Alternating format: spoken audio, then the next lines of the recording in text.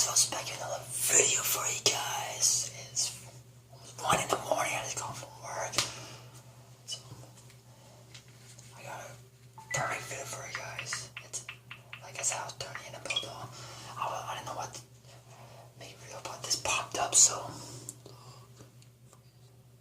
What if the Annabelle doll escaped Lorraine's museum? Must be the name, so let's find out what happened. Smash the like button, subscribe, let's get it. Back to the most inquisitive channel on YouTube, Life's Biggest Questions, the place where demonic horror and speculative fiction meet their maker in a glass cage of emotion, the likes that the world has never seen before. What's going on, guys? As per usual, I'll be your disembodied floating voice, Jack Finch, as we creep open the door, turn on the lights, and shriek in horror at the sight of a walking, talking, demonic children's toy, and ask, what if the Annabelle doll escaped Ed and Lorraine Warren's museum? Wow, that's a mouthful. Roll the clip.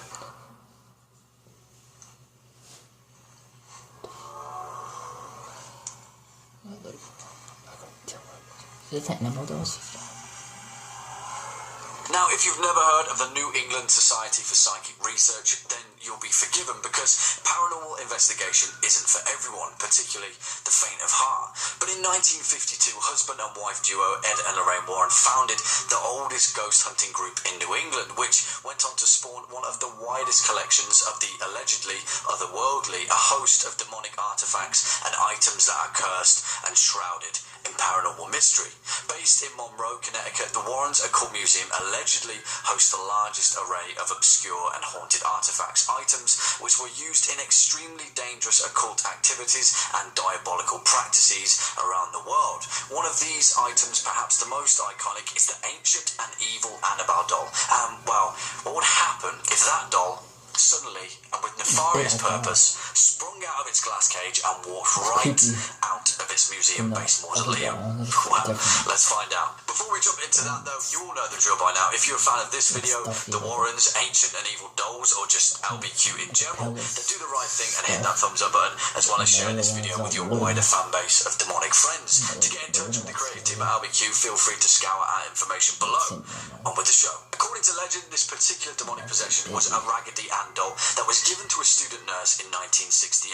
After the doll had appeared to be behaving strangely, shall we say, a psychic medium eventually told the girls that the doll was unfortunately inhabited by the spirit of a dead girl named Annabelle. Supposedly, as the story goes, the student nurse and her roommate first tried to get along with Annabelle by accepting and nurturing the possessed doll. Yeah, that's never a good idea, right? Eventually, though, as always happens, the girls became completely terrified by Annabelle after the doll's malicious behaviour, who then contacted the Warrens for help and removed the doll to their museum after proclaiming it demonically possessed. And that's where we're at right now. Don't get me wrong, there's a hell of a lot of skepticism surrounding this demonic urban legend, with most skeptics dismissing the Warrens Museum as off-the-shelf Halloween junk that you can buy at any gimmick store.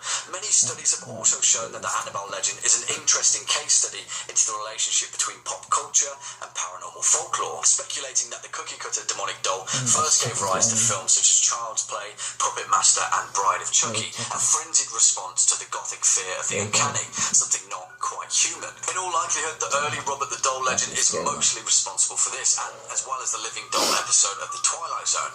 It's a fear that hits a chord all the way from childhood into our adult lives. Dolls are freaking spooky, man. Well, let's turn on that fear a tad more and say that on one quiet September night, Father Jim, the priest that currently curates the Occult Museum, finds something a little out of place.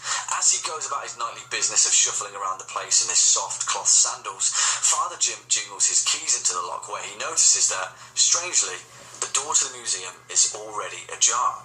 He slowly creaks the door open when he sees it in the soft red glow of the museum.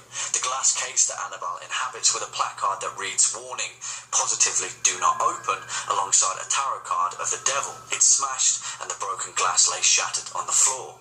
The Raggedy Ann doll is nowhere to be seen. Has she been stolen? There's no way. Who would want to steal a demonically possessed doll? But that's when Father Jim sees it in the reflection of the broken glass, the small figure of a red-headed doll standing in the doorway behind him. The door slams and the lights go out. I mean, in all seriousness though, if Annabelle the doll escaped the Warrens Occult Museum, then we'd all have to collectively start sweating a little bit. If the Annabelle doll is real and indeed a demonic spirit hell-bent on violent misdeeds, then it's safe to say that the majority of the Warrens' case studies would also be real. While Ed Warren would never live to learn of the vindication of his life's work, Lorraine would be sitting there with a pretty smug look on her face, a quiet, "I told you so, you jack." If the Annabelle doll is real, then the Enfield poltergeist is real, the Amityville horror, Valak the nun is real, heaven and hell are real, the entire foundation and pantheon of the Christian church is real, hellfire, judgment day, possession, exorcism, paranormal investigation would be big business, and the New England Society for Psychic Research will be hot property when it comes to saving our mortal souls. But where's Annabelle in all of this? As she ushers in this new dark age of demonic reign? Well, she's right behind you. Oh, just kidding, guys. She'd probably be making her way upstairs to Lorraine Warren to give her a stern talking to for locking her in a box for 50 years. Unfortunately, that's all the speculation that we've got time for today. Make sure to tune in tomorrow for your dose of life's biggest questions. If you've been a fan of this video, hit that thumbs up button and ding that subscribe bell.